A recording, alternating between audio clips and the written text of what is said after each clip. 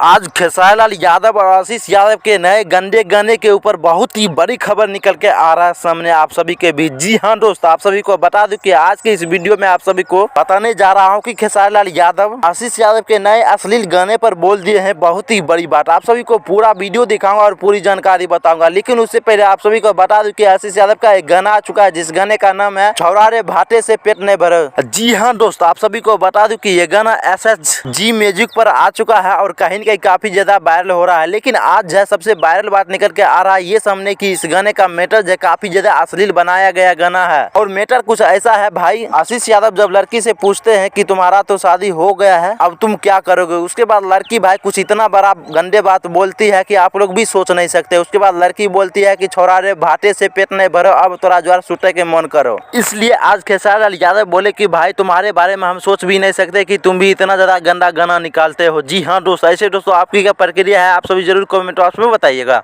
जी हाँ दोस्त, कुछ इतना बड़ा बात बोल दिए।